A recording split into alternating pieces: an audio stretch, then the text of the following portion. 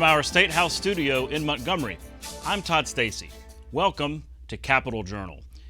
This week is legislative spring break, the annual time when the legislature takes a week off before the heat of the session begins.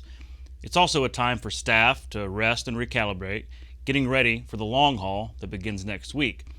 That is to say, the capital city has been pretty quiet this week, with no legislative action to report. However, our nation's capital has been bustling with activity as Congress worked to finish budget prep work ahead of the Easter Passover recess.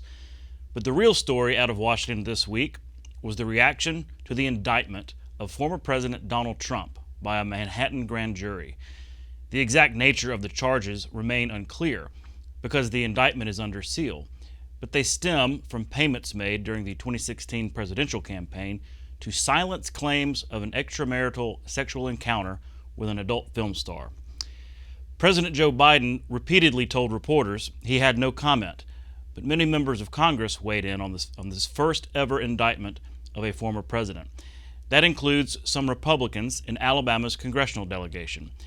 Congressman Mike Rogers, who chairs the Armed Services Committee, called the prosecution a sham and a fraught attempt by the far left to weaponize the American justice system.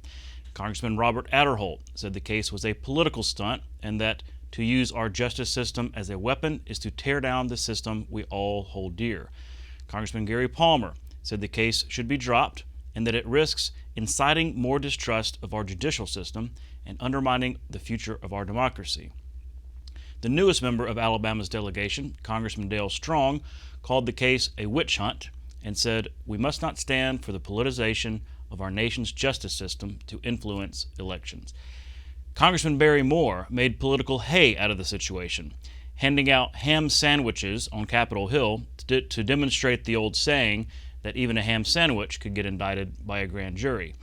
Moore himself was charged and tried for fraud and perjury during his time in the state legislature, but he was acquitted of those charges. He spoke to Fox News. Well, I think we have no choice. I mean, at some point, we've got to unite behind him because of liberty. I think our job as members of the House is to actually stand for your liberty. Whether you agree with us or not, I think we have no choice but to come to his rescue at this point, not because it may be politically expedient for the president, but for the country. Alabama's lone Democratic Congresswoman Terry Sewell did not have a statement on the Trump indictment. Also in Washington, U.S. Senator Tommy Tuberville continued his push to overturn a recent Department of Defense policy paying for the travel and time off for service members or their family members seeking elective abortions. Tuberville, who serves on the Armed Services Committee, has maintained that this policy conflicts with long-standing law preventing taxpayer dollars from being used to fund abortion. He has placed a hold on all military, general, and flag officer nominations before the Senate. That's a procedural tactic meant to force the Pentagon to change its course. This stand has led to intense criticism from Democrats that Tuberville has been playing politics with military promotions. This week, Tuberville took to the Senate floor to defend his tactics and explain why he's maintaining his hold. Earlier today, Senator Schumer said this is about women making their own choices. That's not true. That is exactly not true. This is about taxpayer-funded. That's what we're talking about. We have strict limits on taxpayer funding for abortion in this country. That's gone through this building right here. These have been bipartisan consensus for 40 years. Yet all of a sudden, Democrats are saying military can't win wars without expanding abortion. It doesn't make sense. Frankly, we have already have policies for abortion in the military. Over the last 5 years, there have been about 20 abortions a year performed in the military. These have been in cases of rape, incest, and threat to the life of the mom. Over the 40 years, I don't recall the military ever once complaining that we weren't performing enough abortions. Not one time have I heard that. Not one time. According to one report cited by the Pentagon officials to my staff, the new policy would expand taxpayer-funded abortions from 20 abortions a year to 4,000. 4,000. And who's going to pay for that? U.S. Senator Katie Britt this week had the opportunity to question federal banking regulators about the high-profile failure of Silicon Valley Bank and other banks. During a meeting of the Senate Banking Committee, Britt expressed confidence in the health of Alabama's banks, but had tough words for federal regulators who said they wanted more authority from Congress. In an exchange with Michael Barr, the Fed's vice chairman for supervision, Britt said there first needs to be an accounting of how current oversight authority was used or unused. So you've talked about your review, which is ongoing. In that review, will you take a look at if you used all of the tools in your toolbox to prevent this, both before and after? Will that be part of your review? Yes, Senator. The staff are reviewing the steps that supervisors took and whether they should have taken more aggressive action. So at current rate, though, you can't speak to whether or not you utilized all of the powers that were given to you. I really would like to wait for the formal review for the staff to come evaluate the full supervisory record to make an assessment. Absolutely. But we're certainly very focused on that question, and if we didn't do the right steps, we're going to say that. Yes. Well, I find it concerning, though, when you all were asked, each one of you were asked, would you like to see more powers, more strength in this? Every single one of you said yes, when you don't actually know if you utilize the tools in your toolbox correctly, or if the people that were under your supervision were supervising appropriately. I think that's what people hate about Washington. We have a crisis, and you come in here without knowing whether or not you did your job. You say you want more. That's not the way this works. You need to be held accountable, each and every one of you. I'm a big believer you got to own your own space. The entire congressional delegation has been involved in trying to rectify the Mexican government's seizure of Vulcan Materials quarry and port along the Yucatan Peninsula. This week, Mexican police and military forces withdrew from the facility, a development that Vulcan officials confirmed to me on Monday. For 2 weeks, Alabama's delegation has been urging the Biden administration to get more aggressive toward Mexico for what they call an illegal land grab. Secretary of State Anthony Blinken eventually weighed in on the situation, saying it could have a chilling effect on Mexico attracting American business. Back here in Alabama, flags remain at half-staff today in mourning for a Huntsville police officer killed in the line of duty. Officer Garrett Crumby was shot and killed by a suspect after responding to reports of a shooting. Officer Albert Morin was also shot by the suspect and remains in the hospital. As you know, we had 2 officers responding to a call earlier today on Governor's House Drive. Both officers were shot and transported here with life-threatening injuries. Since that time, one of our officers has died. The second officer has undergone emergency surgery. He's still in critical condition. The offender and the victim, the original victim, who were also injured, were also transported here and has received medical attention. The legislative session will resume on Tuesday, when lawmakers return to Montgomery following this spring break week. There's a long list of priorities awaiting their action, and at the top of that list is reauthorizing the state's economic development incentive laws. Capitol Journal's Randy Scott reports. The House Chamber will welcome lawmakers back to work for the regular session Part 2, and they will hit the ground running when the gavel drops. We got the incentive package coming out. We'll be with the governor the week after next, and traveling across the state and trying to talk to the folks about those packages. It means a lot to our state, and it's been successful in the past. I think some of the changes are going to make it more successful. Speaker of the House Nathaniel Ledbetter says House members will have their work cut out for them. We got the SEED Act, got the Jobs Act, and the Growing Alabama Act, and the Transparency Act. So you'll see those as we go forward. The bills are not complete at this time. I think they're all but. So by the time we get back, we'll be able to start putting them out to the members and let them read them and understand what to go, and certainly have ample opportunity for ask questions. Members of the House Democratic Caucus are also eyeing several topics for discussion. Mental health is included because it's important. When you talk about the education to health care to economic development in the state, when we're at the bottom of the list on all of them, it stands to reason why we can't recruit businesses to this state. So every element in our agenda has a mental health portion attached to it, especially in education.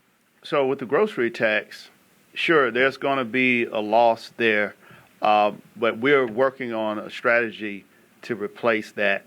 And one of the things that we have to do is just look at the entire budget and find out where we can, make those additions to replace that.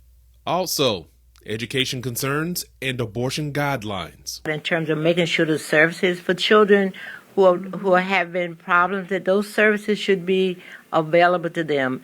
Making sure that those individuals that are teaching those young people, that they are paid a good salary so that they'll want to remain in the classroom. We have a piece of legislation that we'll be introducing to provide an exception for rape and incest. So that will be introduced. We have legislation that also deals with protecting the doctors and the definition of abortion. The regular session restarts on April 4th. For Capitol Journal, I'm Randy Scott.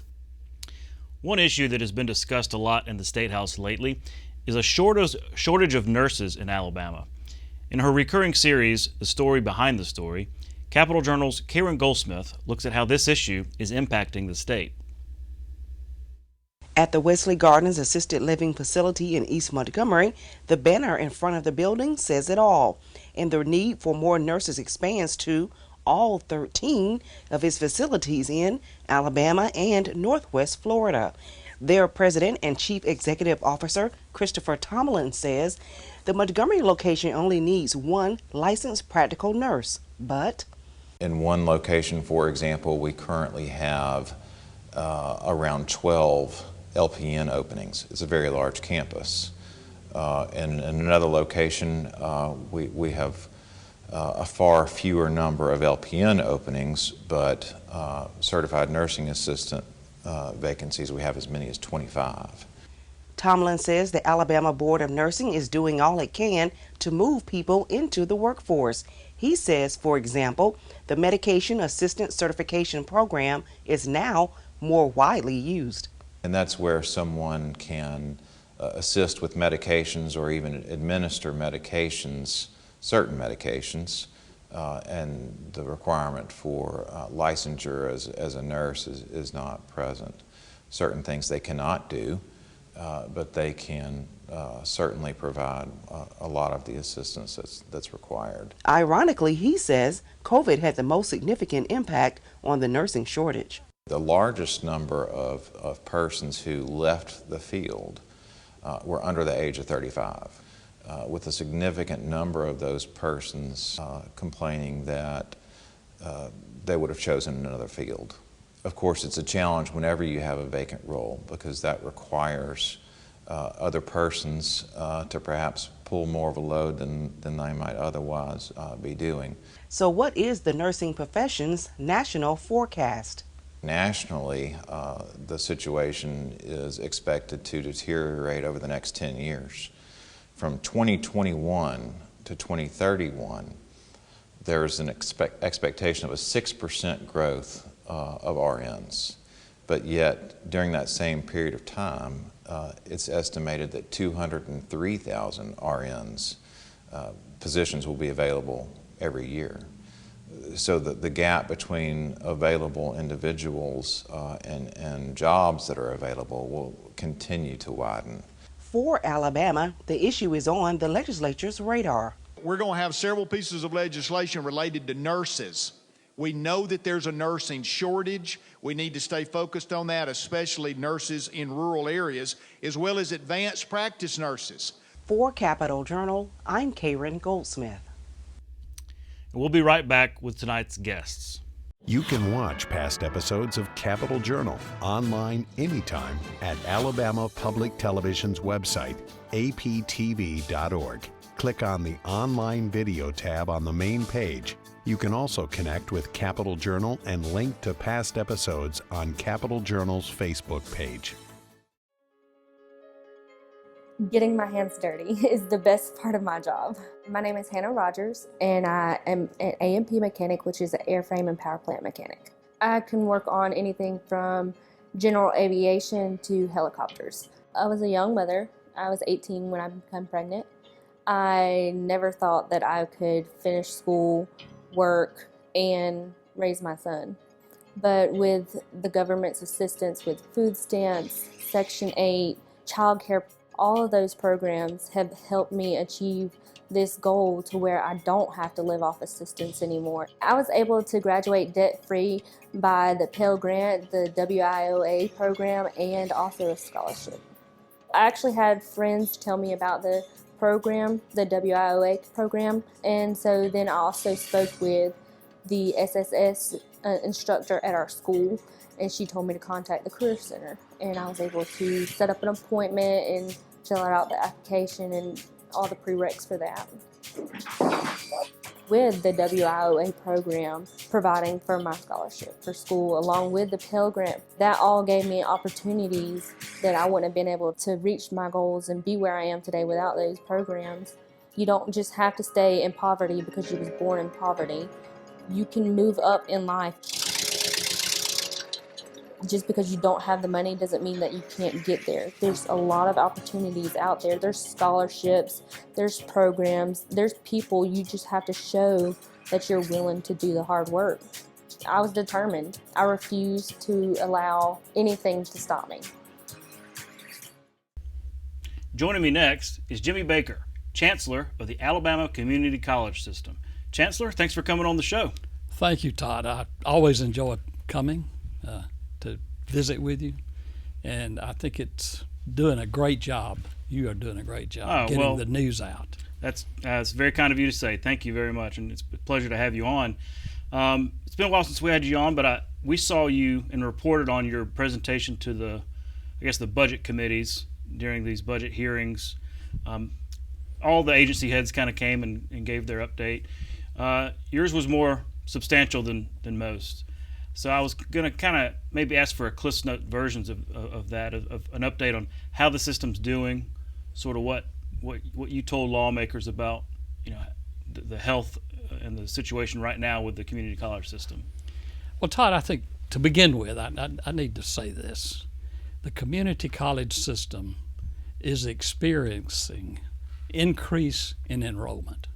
We're growing at a time when nationally community colleges, as well as many four-year colleges, are declining in enrollment. That's interesting. And I think it's simply because we have devised a system, we have a methodical plan to pursue getting more students into programs. And we've also told a story that, you don't have to just plan to get a BS degree.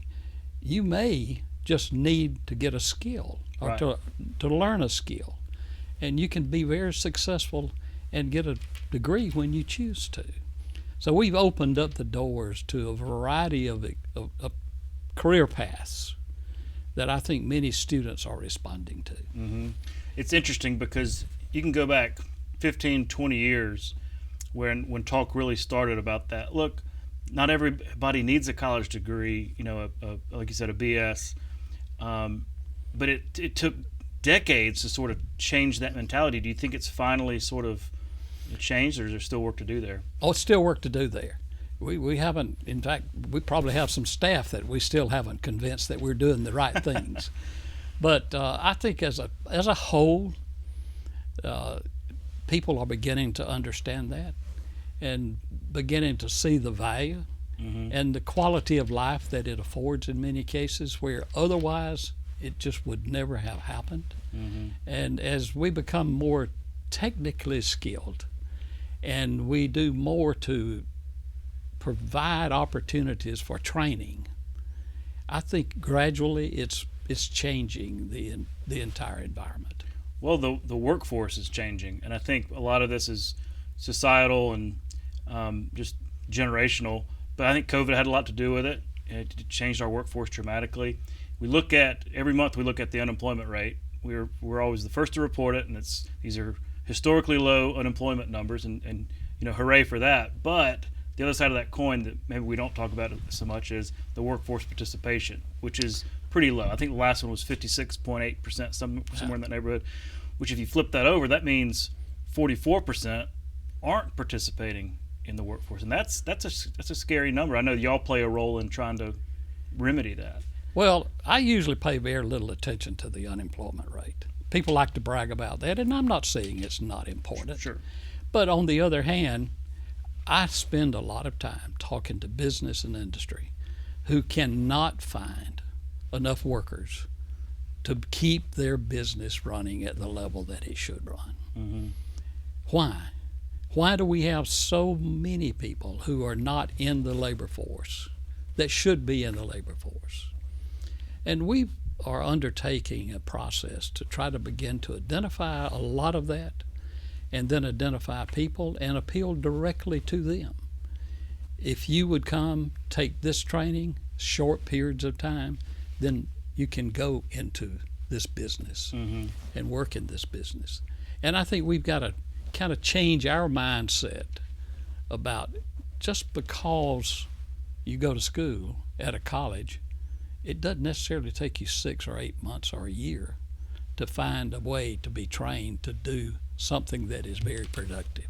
Yeah. And then it also is something that many of our small businesses are just struggling with on a daily basis. And if we can help find that person and put them in the labor force, so to help small business as well as large business, then I think we're doing a good job then. Yeah, there's been so much talk about this. I know the governor's office has had a focus on this in terms of removing barriers of folks getting into the workforce, right? There are these sort of barriers, whether they're societal or maybe government has constructed them, and really researching how to maybe get rid of those. I'm going to be talking with Neal Wade later today about his foundation, and they're really looking into that too, because you're right, if it doesn't matter how low the unemployment rate is, if we don't have enough workers to feed the economy, we're going to have a hard time growing the economy. Well, I think the important part of that, hard time growing, is true. And while we've been very successful in this state bringing in major industry, they come to work, they come to town, they take some of the best employees small business has. If we aren't going to step up and find a way to help small business replace those workers, eventually we're not going to be bringing the big businesses to town. And so I just think it's an important role, and Neal and his group are really working hard at helping solve that problem. Yeah, I'm eager to have the conversation. Switching gears, I want to talk about budgets. When the governor introduced her budget and had some supplemental appropriations and everything, you guys in the community college system had some set aside for capital projects, which sounds pretty exciting. Do you know yet exactly what that'll look like, or is that still in the planning phase? Well, I think I'd know what, if we had the money. Okay. That because it hasn't passed yet. Yeah. Right, yeah. But it's still our long-term goal. Okay. You realize the system has been in existence for about 60 years. Many of our workforce training, the skills training programs were built 40, 50, and 60 years ago. They were equipped that far back, and very little has changed in that environment. The world of work has changed significantly. Equipment has changed significantly. We have put together what we feel is an important improvement program. It may mean new facilities. It does in many instances. We're building new workforce centers around the state in areas where there has been none. But it also means rehabbing the old and existing and reestablishing the shop equipment so that it's current, so that what we're training students on would be the same piece of equipment that they would be operating if they went to work in a new business. Well, you don't want it to be some outdated, outmoded, right. piece of equipment, because who's that helping? Yeah. Well, that's interesting. Plus, you mentioned just the age of the buildings. I mean, that's significant, because there was that kind of wave back in the 60s and 70s of these colleges, cropping up. But that's a long time ago. So I imagine some facility maintenance and upkeep is an issue. Well, given the fact that there is no fund that is committed to ongoing maintenance and upkeep of the buildings. So that just comes from general budget operations, as contrasted with in K through 12. I happen to know this because I was finance director at the time when we did the foundation program, And we earmarked a statewide 3 mil ad valorem tax. Today, I think it generates over $200 million a year. That goes to each school district based on average daily membership. They have a source. Now, it's not adequate by itself alone, because that's a big operation. But we have to just take out of our budget operating funds and commit it to that. However, in many instances, our local schools are able to contribute along with that. And it's just always a piece. How do we piece this financing together so that we can succeed in following through with our capital restoring and building plan? So I'm sure you were happy to see that in the supplemental. Oh yeah, absolutely, and still want more. But yeah, but we're working with the legislature to see that happens. Well, when I see you present before the legislature, you seem to have a rapport. Obviously, you've been around this building and this town for a long time. This is a brand new legislature, though, with a lot of new members. How are you finding your meetings and conversations with them? Is some of it bringing them up to speed on what the system does, and maybe even in areas they're not familiar with? I think a lot of it is bringing them up to speed. However, I would tell you that our presidents across the state have done a very good job meeting with their local delegations and doing a lot of that. But I would tell you that many of the new members have a common interest of seeing the state of Alabama move forward. And I know that sounds kind of cliche, but I really believe they feel that way. They want to be a part of the opportunity at a time this state has never seen. The state has never seen this much money available to be devoted to state government. Mm-hmm. That's true. And they want to see that utilized in a way that a few years down the road you can look back and say, hey, we did this. Mm-hmm. And I've found a very strong feeling of a lot of the new members of the legislature that they want to be a part of that. Yeah.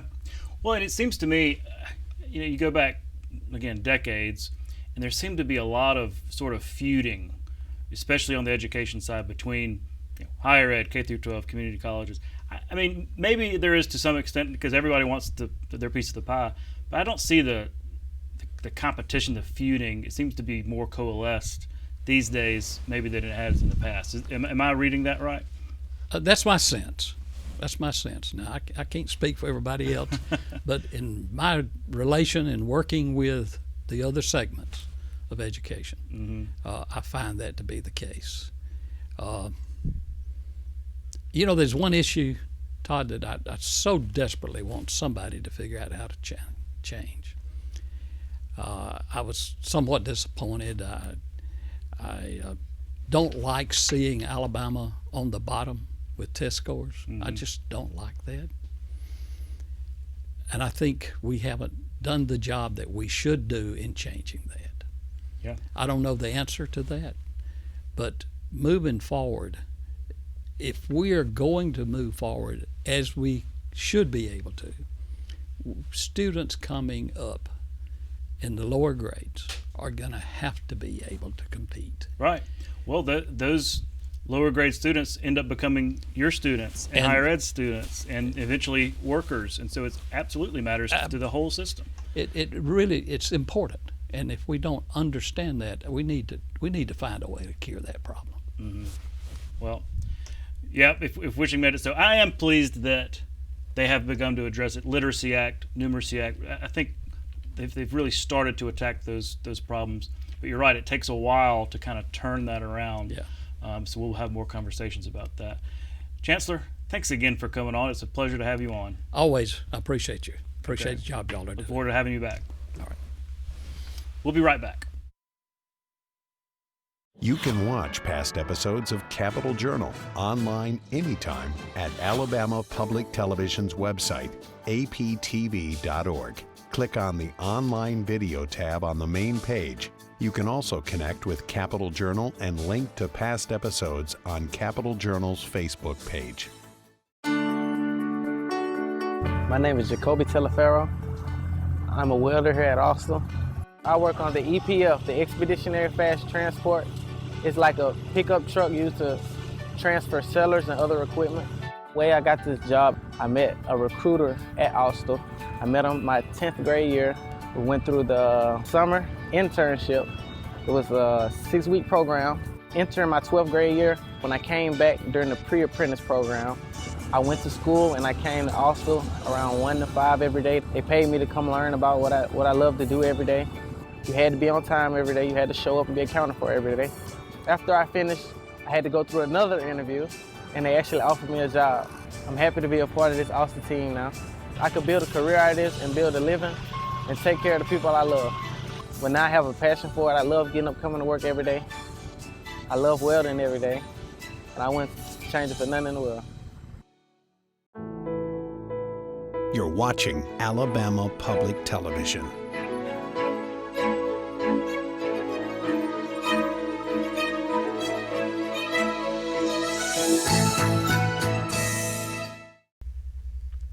Joining me next are Neal Wade and Patty Hughston of the Paths for Success Foundation. Thanks for coming on the show. Thank you, Todd. Appreciate it. Could you kind of share with our audience a little bit more about Paths for Success, what's behind this foundation, and what your goals are? Neal, I'll start with you. Yeah, and what we're trying to do, obviously, is help with the workforce situation in Alabama. 43% of Alabama's workforce are on the sidelines. And we've got help wanted signs everywhere. And manufacturers and retail and others are looking for workers. And so we want to try to help attack that and get more people off the sidelines and into a certified program that teaches them a trade, teaches them a skill, and then they go immediately into the workforce. So the Paths for Success Foundation was set up specifically to try to remove barriers that keep people from getting the kind of skills training and certificate training that they need. And so that's what we're trying to do, and we're just really at the beginning of this foundation. Mm-hmm.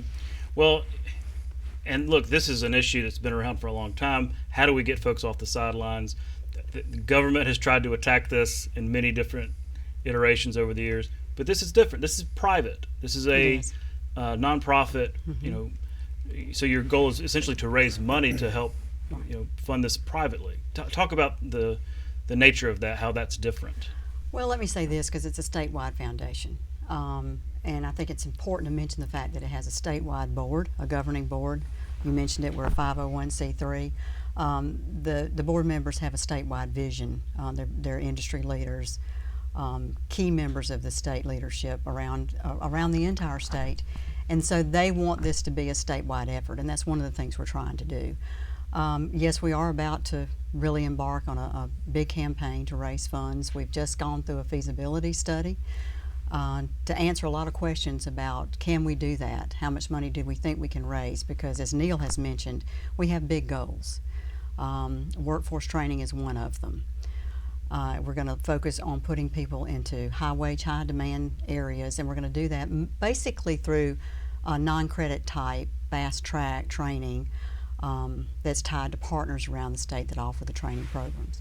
The other two areas that come to light immediately are child care issues. That's a big state focus, and there are a lot of partners in that, as there are and will be in transportation. So one of the things we're trying to do at the statewide level is partner with individuals, and we've done some pilot programs both in training back in the fall.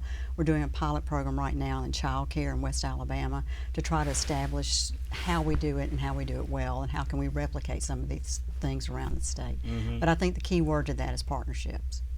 Well, that takes me back to the poll that y'all conducted, because it was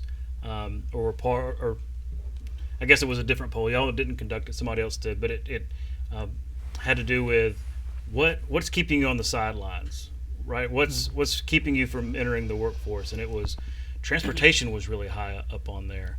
Which is a shift. It was child care. Yeah, I thought it would be child care. And it shifted to transportation, so that's kind of been an interesting change. It's been pretty recent, I think, mm-hmm. as a matter of fact. And so when you see numbers like that, and I guess, some of the numbers, we can throw the old poll up on the screen so we had the accurate numbers, but it was child care, but it was also caring for an elderly parent, mm-hmm. things like that.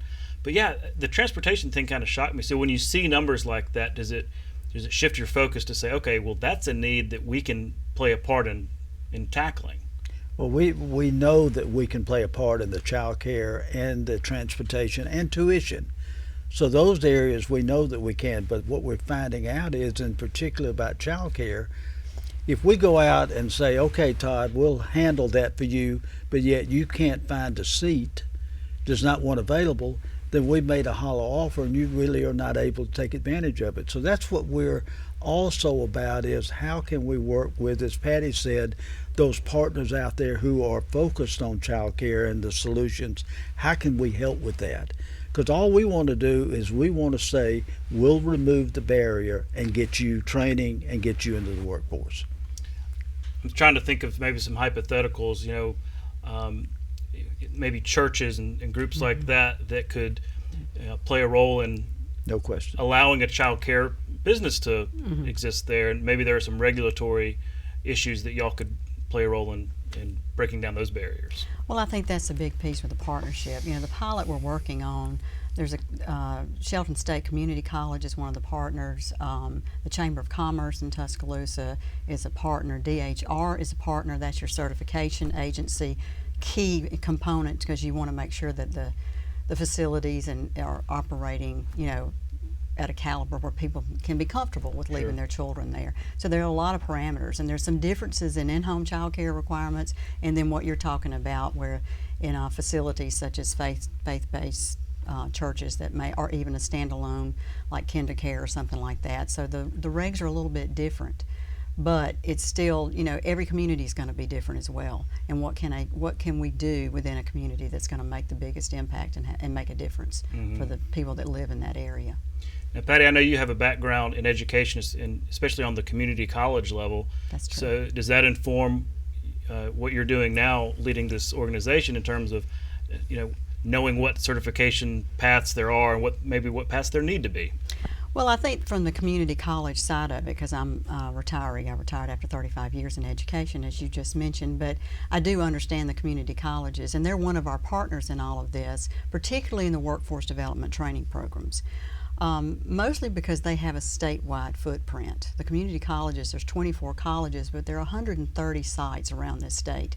So it's hard to go into a county or community where there's not a facility there that we can offer training through that college and help individuals get into those training programs and pay whatever the fees might be for them to get the training. Again, we're not looking at two-year associate's degree or anything that's federal Pell eligible or transfer to university. We're looking at skills training that put people into the workforce at a much faster pace and gives them the credentials they need to earn a living wage, really. Well, and Neal, a lot of our audience is probably familiar with you from your work leading what was then the Alabama Development Office, but folks know it as Commerce now, but basically the state's lead economic development recruiter. So I've got to say that informs that's what informs your work here, because when we're recruiting companies, workforce is a huge component to that. It has become the number one criteria in site selection and for companies either to expand or to locate.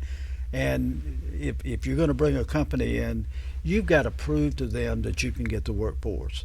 And we've seen since the pandemic that the workforce issue has become much bigger. And so forming this foundation is probably one of the best things that we could do to address the issue for those who do want to get the training and get off the sideline.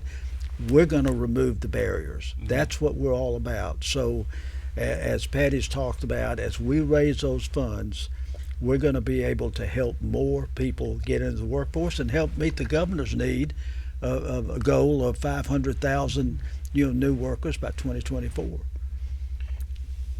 When you're talking with companies, I know you've got a board full of executives from some of the state's top companies. Yes. That shows me that there's starting to be some buy-in on some of this. Do existing companies that want to see growth, are they understanding how important this is, and are you getting buy-in from the business community writ large? I think that's starting to happen, a large part because of the feasibility study. Because there were almost 50 interviews done all around the state, and a lot of them were very large companies, key business leaders. Some small communities, we wanted to have a full voice from the state, and I think we've gotten that. And that full report will go to the board in June when we have our next full board meeting, because it literally kind of says, yes, you can, and that this foundation, its mission is critical to the success of this state because it's a statewide foundation, and because we hired a firm to do that for us, and they said they've never seen any kind of feasibility study show such positive reports before and feedback and have such buy-in to the mission of what we can do and talk about how needed it was. So I think yes, I think you're going to see us work more closely with business and industry, and I think the board is going to have a major part in opening those doors and connecting the dots with us as well.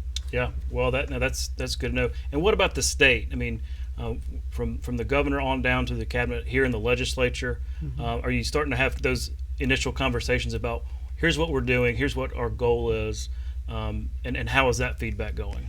We actually have had several meetings and conversations within the governor's office, and we have some other meetings with agencies that can potentially partner with us, because one of the things our board had said is we want to see a public-private partnership approach to this. So we're going to be looking at all of those areas and meeting with all of them. It's just as a new foundation that's addressing these issues, this is something that we're introducing, and we want everybody in the state to understand this is a foundation that can really help attack the issue of workforce in Alabama. So if I'm a business owner, or I'm just interested in figuring out a way that I can be a part of this and help, what's the best way to do that? Is it the website? Right, yeah, I would think so, because all the contact information is there on the website. The website's going to be changing and evolving over the next 3 to 4 months. It's going to have features on it where individuals around the state will be able to look up, I'll call it the opportunity or the training map, put in their zip code, and find programs that we as the foundation support. If they find something they're interested in, they really want to be a part of, then they can fill out the application right there on the website. Now, it's not there now, but it will be coming in the next 2 to 3 months. Well, you're still in the ramp up phase. It's only a year old. Right. It's just a year old, and that may sound like a long time, but it really isn't. There's a lot of work that's gone into this first year. We even talk about it, how different the next full board meeting will be from the very first one we had June of last year. And then we had another one in November, and it was so different just in those few months. So it's taking wings, and it's starting to fly, but it takes time to do it right, particularly when you're trying to do an entire state and not just one community or one region. Your other interview with Chancellor demonstrates that they're one of our key partners. When you recognize that those campuses touch almost the entire state of Alabama, and these certificate programs of training are mostly going to be done on a college campus. And so we're really not only going to raise funds, but we want to identify every partner who wants to address these issues that we possibly can. No, yeah, I've had, just in conversations about, hey, have you heard about what they're doing with the Paths for Success? A lot of enthusiasm, folks in this building, because you've got this problem, this nebulous problem of workforce participation, and it can feel like it's unsolvable, certainly from a government perspective. But y'all are coming in from this different perspective, from the private sector, from the nonprofit sector, and I think that has a lot of folks excited. And one thing I'm interested in is almost dispelling this myth that folks want to be on the sidelines, that they don't want to work, because I think there are some sort of misperceptions out there that if folks are choosing not to work, it's just their choice, and not understanding that there are serious barriers, solvable barriers that are keeping them from the workforce. And I think if we can raise that awareness, we can use that argument, because it is a valid argument. People do want to work, and we think if we can convince them, we can help take away those barriers. We can get you a skill, and you can basically take care of your family. You can make enough to where you can have a livable wage, and you can have an enjoyable life. And that's what I want to see happen with this foundation, that we not only attack the numbers, but we really influence the lives of a lot of people who right now need that kind of influence. Yeah. Well, it's laudable work. I want to have y'all back soon to see the evolution of this foundation. But thanks so much for taking the time to help educate me and our audience about paths for success. Well, thanks for having us. Appreciate it. We'll be right back. You can watch past episodes of Capital Journal online at video.aptv.org. Capital Journal episodes are also available on APTV's free mobile app. You can also connect with Capital Journal and link to past episodes on Capital Journal's Facebook page. And you can listen to past episodes of Capital Journal when you're driving or on the go with Capital Journal podcasts. Keep up with what's happening with Capital Journal.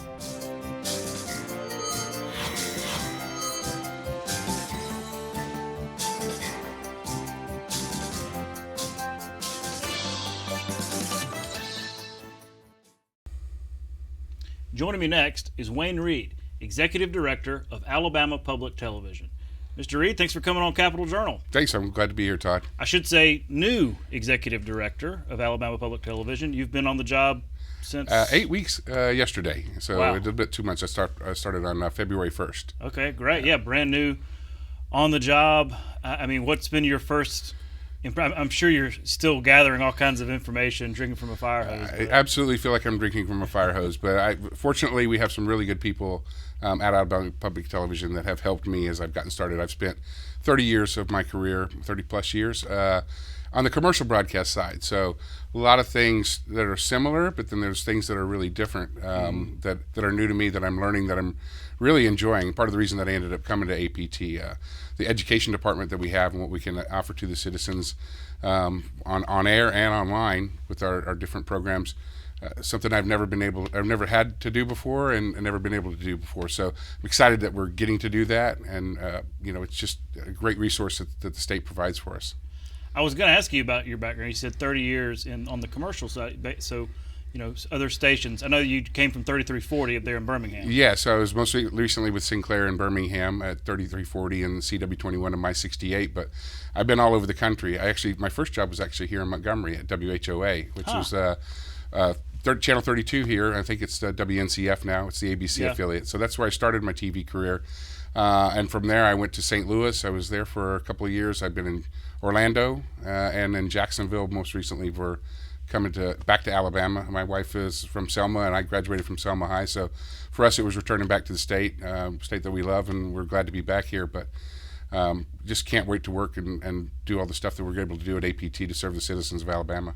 Well, yeah, you talk about around the country. You've seen a lot in the commercial news business. Hopefully, we can learn from some of your experience here on the news side of APT. Yeah, there's a lot of things that I like. So one of them was a sports network, or it was an independent. We did a lot of sports, which is something we're excited. We're really close to signing a deal. This year we were able to bring the high school football championships and the basketball championships to APT. We're very close to signing an agreement to be able to do that again for the 23-24 season. And realistically, I'm looking to do that long term. And had some other conversation with some other sports that the state does that potentially we might put on APT as well. So it made sense. I mean, it made sense for that to be, for the championships to be on APT. Everybody was able to see it, and everybody gets public television. Yeah, I would say, and there were some fantastic games. I didn't get to join before football started, but I was at the basketball championships, and there were just some outstanding stories and games that were there. So, it's something we want to continue to do and possibly even expand on what we do for some sports things for the state. So you're coming in as the full-time permanent executive director. You're replacing Phil Hutchinson, who has filled in for several years as interim executive director. And I know he's still not yet retired. No, he's still with us. Yeah, he's still with us. He's our chief financial officer and our in-house legal counsel, and was doing the executive director job. He said nobody was more excited to see me come than Phil was. But he has been a blessing, helping me every day. As I said, coming in and just learning all the new aspects of Alabama Public Television. And he's got a wealth of knowledge that I've been able to pull from, and he has been spectacular. I want to thank him for everything that he's done, as well as everybody on the staff. Everybody's been great to get to know. I was curious kind of what led to this job. Like you said, you've been in the commercial side so long. What led you to the conversations that eventually led the board to hire you? I was approached by the board late last fall, and started looking at it, and it really wasn't something that was on my radar at the time. So the more I found out about APT and everything that we did, I'm not a spring pup anymore, and one of the things I wanted to be able to do is be able to give back more and actually serve more, and this allows me to do that. It gives me the opportunity to be able to, in programming, but through programs that we do for education. My bunch of my family, my mom was a teacher, my grandfather was a teacher. I probably have 20 teachers in my family, and so that's all been in my background, and I've been raised with them around me all the time. And for the first time in my life, I actually get a chance to do something that involves education. Our education department is very good in helping the teachers actually have stuff that they can teach in the class from pre-K all the way through college, and then literally, adult education too, and GEDs that we do. So a lot of cool ways that we can give back, that APT can give back, and I'm excited to be a part of that. Yeah. Well, I know one maybe change to your normal routine is being a part of the fundraising efforts, because suddenly you're the one sending the emails, you're the one on TV doing the fundraising pitch. Yeah. So I'm sure that's been noticed from time to time. When I first got started, it wasn't very long that we carried the high school football championships, the basketball championships, and I was getting texts from a bunch of people that I knew before going, "Oh my gosh, I just saw you on the game," and it was a little embarrassing. But I actually was at one of the games, and one guy called me the commercial guy a couple of times, and I was like, "What do you mean commercial guys?" He goes, "You're the guy on the commercial, telling people to donate." And I'm like, "Oh yeah, that's me. That's me." But it's important. One of the things we're funded through the state, as well as through viewers and the support of the viewers of donating and being able to help us in that way, or help us get the programming that we get from the British dramas and the documentaries and the sports. Every bit helps, and so it's great. We'd love to be able to give people access to Passport, which is all our programming. So it's a really good deal if you want to get it other streaming services. For $5 a month, you can get Passport on APT and have access to all the other programming that we have. Oh, Passport's awesome. Yeah. I mean, it's so underrated. I mean, well worth that. Oh yeah, $5. Absolutely. And you're supporting, it's tax deductible. You're supporting APT. That's right. Well, speaking of funding and things like that, you've been down here in Montgomery quite a bit as the legislature's come into session, getting to know state leaders, budget leaders too, because we are in part funded by the state legislature. We are, and we thank them for their support. It's something I never thought I would do in my life. I told my wife the other day, I said, it's a little surreal walking around the State House. But they've all been really great. I've got to know, the Speaker of the House, Nathaniel Ledbetter, and Senator Orr up in Decatur, and just getting to know some of these guys has been really fun, and their support means all the world to us. So I'm excited to be able to keep coming down here and getting to know more and more people, and work with them, and let us be able to serve the people better. Yeah, well, it's great to be able to visit with all of them, and because they're viewers, I think they see more than most what APT has to offer beyond just news. Right. So, well, look, we're out of time, but it's rare that you get to interview your boss. So this has been a fun opportunity.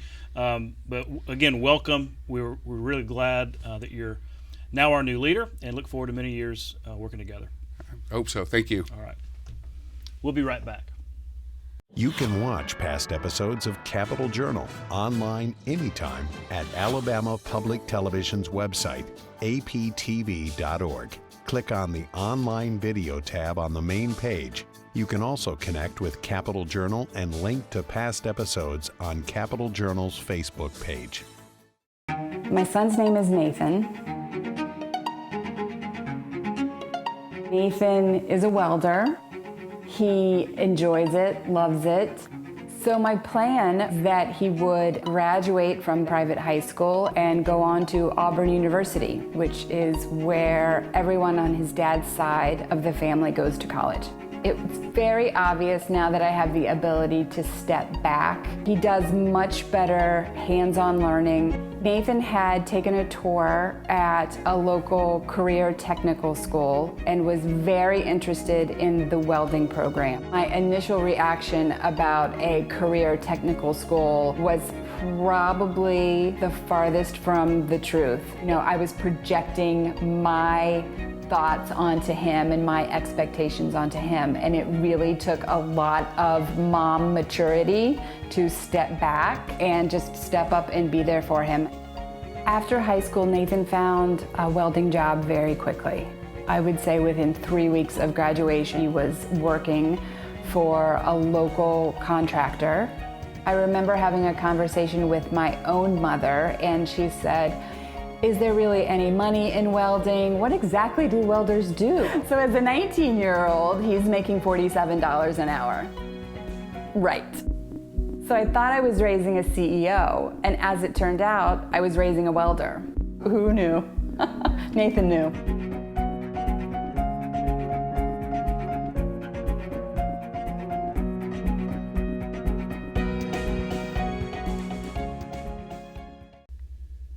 That's our show for this week. Thanks for watching. We'll be back to our regular nightly coverage of the legislative session beginning Monday night at 10:30 right here on Alabama Public Television. For our Capitol Journal team, I'm Todd Stacy. We'll see you next time.